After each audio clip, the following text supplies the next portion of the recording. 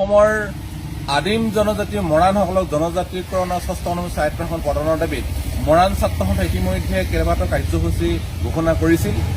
ইতিমধ্যে আমাৰ জোৰ সমৰ্থন কাৰ্যসূচী সমাপ্তৰ পাছতে আমি ১৮ ছেপ্টেম্বৰৰ পৰা অৰ্থনৈতিক অৱৰোধ ঘোষণা কৰিছিলোঁ আৰু সেইবাবে আমি আজি আমাৰ মৰাণ অঞ্চলবিলাকত যিমান সম্পদ লৈ গৈ আছে ভাৰত চৰকাৰ অসম চৰকাৰে সেই সম্পদসমূহ আমি অৱৰোধ কৰিছোঁ আৰু ইয়াৰ যোগেদি ক'ব বিচাৰিছোঁ অসমৰ আদিম জনজাতি মৰাণসকলক জনজাতিকৰণ দিম বুলি চৰকাৰে মিছা কথা কোৱা চৰকাৰখনক কৈছোঁ যে এই জনজাতিকৰণ মৰাণসকল জন্মস্বত্ব অধিকাৰ এই অধিকাৰ নোপোৱা পৰ্যন্ত মৰাণ জনগোষ্ঠী ক্ষান্ত নহয় আৰু সংগ্ৰাম চলিয়ে থাকিব।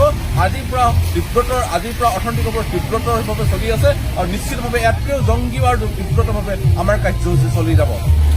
হয় চাওক যে আমি কয়লা কিমান চলি আছে সকলোৱে অৱগত, তেল কিমান চলি আছে সকলো ৰাইজে অৱগত, কিন্তু আমি থলগুৰি ভূমিপুত্ৰ গতিকে এইখিনি অধিকাৰ আমাৰ আছে।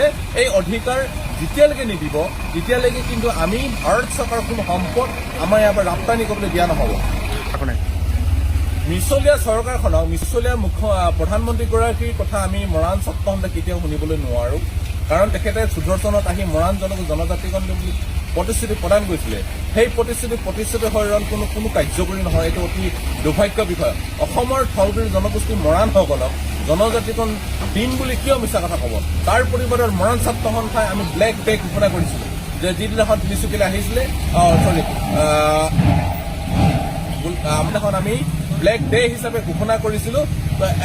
তেখেতে আমাৰ মৰাণসকলক বঞ্চিত কৰাৰ ফেৰ আমি কলা পতাকা প্ৰদান কৰিছোঁ আৰু কৈছোঁ যে থলগুৰিসকলৰ অধিকাৰ যদি আপোনালোকে দিব নোৱাৰে, আপোনালোকে যে ভাৰতীয় সংবিধান নিৰ্মিত জনজাতিকৰণ আমি বিচাৰিছোঁ সেইটো দিব নোৱাৰে, আপুনি কিয় মিছা কথা ক'ব, কিয় প্ৰতিশ্ৰুতি প্ৰদান কৰিব? এইটো আমাৰ মাননীয় প্ৰধানমন্ত্ৰী ডাঙৰীয়ালৈ প্ৰশ্ন, মুখ্যমন্ত্ৰী ডাঙৰীয়ালৈ প্ৰশ্ন। আৰু যেতিয়ালৈকে মৰাণসকলৰ অধিকাৰ মৰাণসকল জনজাতিকৰণৰ ৬ষ্ঠ অনুসূচী স্বায়ত্তশাসন প্ৰদান নকৰিব তেতিয়ালৈকে কোনো সম্পদ আমাৰ মৰাণ প্ৰধান অঞ্চলবিলাকৰ পৰা নিবলৈ দিয়া নহ'ব।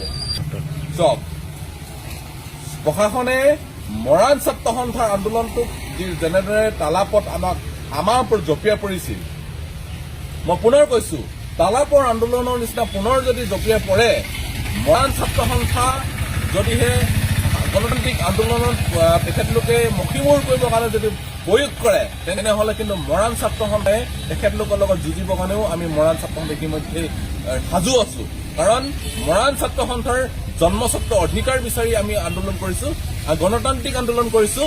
এই গণতান্ত্ৰিক আন্দোলন যদি মষিমূৰ কৰিবলৈ চেষ্টা কৰে, বিভিন্ন বল প্ৰয়োগ কৰি যদি বন্ধ কৰিব বিচাৰে তেনেহ'লে কিন্তু তেখেতক প্ৰত্যুত্তৰ তেনেকৈ ধৰণকে দিবলৈ আমি সাজু আছোঁ।